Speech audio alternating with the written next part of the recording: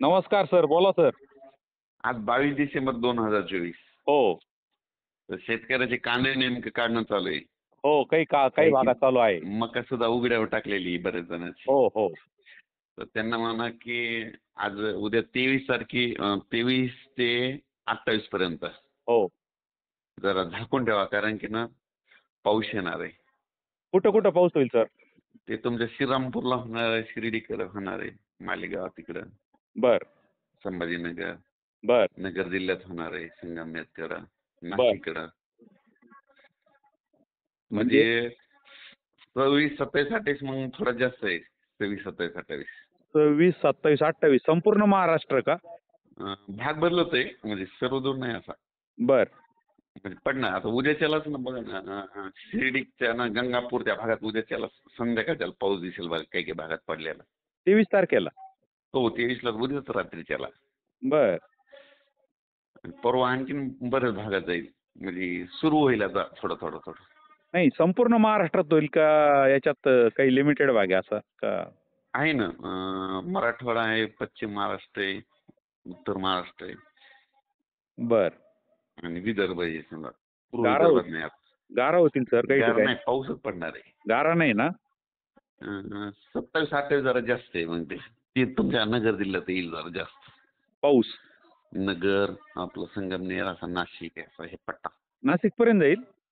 हो, मुंबईला नाही होणार ना? मुंबईला पण येईल थोडा. बर. मुंबईला उद्याच होईल, उद्या परवा. तर आज वातावरण तसं वाटत नाही पण पावसाचं. बघा ना दुपार आता किती वाजले तर सकाळचे आता 7 7 वाजले. वाजले, 7:30 वाजले तर हो. 12-1 वाजता बघा ना, खूप आभाळ येईल. असं आहे का? हो. बरं. म्हणजे आजपासून चेंज होईल. मी म्हणतो ना 21 पासून थंडी कमी होईल. हो, हो. थंडी कमी होईल ना आता. हो, थंडी कमी झाली. पण पाऊस येणार आहे, कन्फर्म आहे. आता काय आमच्याकडे वीटभट्टीवाले जास्त नुकसानदायक होतं. हो ना, त्या वीटभट्टीवाल्याला काल पण सांगितलं होतं, त्यांच्या ग्रुपला टाकलं होतं. तुम्ही काय करा, 26, 27, 28 झाकून ठेवा म्हटलं. 26ला झाकून ठेवा म्हणलं. ठीक आहे, ठीक आहे. आणि कारण की थोडा जास्त पाऊस पडणार काही काही ठिकाणी. कारखान्याचे जास्त हाल होतात. लेबरचे काय उघड्यावरच असतं सगळं. हो.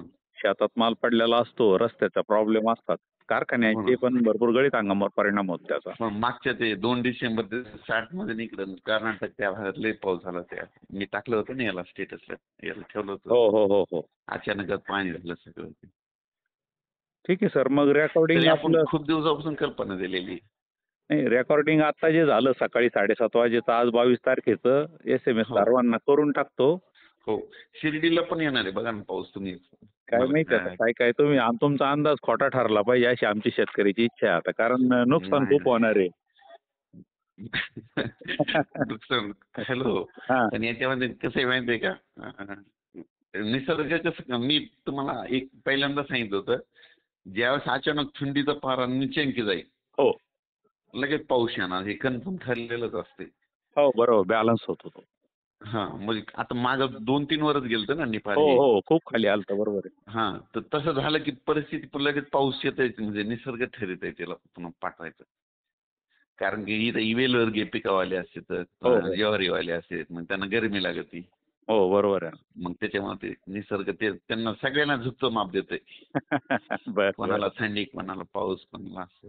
आता काही काही लोकांना ज्वारीला ऊन धरायला लागलेलं आहे, हो, मग हो. त्यांना त्यांना पाऊस पडतो. बरोबर आहे. आता तुम्हाला सांगतो, हं, 26-27ला ना, हं, किती हं. 26-27-28 आमच्या गावातला पाऊस पडलेला तुम्हाला ना रील टाकतो बघा. बरं, बरं, बरं, बरं. झालं. तुमच्या घरी. ही गोष्ट लक्षात राहील आमच्या इथलं. आणि सर पाऊस किती होईल बरं? 1-1.5 इंच, 2 इंच? हो, कुठं पेंडॉलता येईल, कुठं थोडा जास्त येईल. म्हणजे 1 इंचापेक्षा जास्तच पाऊस होईल. हा, जास्त होईल. 10-10 इंच होईल कुठं कुठं. चालेल, चालेल सर. मग टाकतो मी हो, सर्वांना. चालेल. धन्यवाद.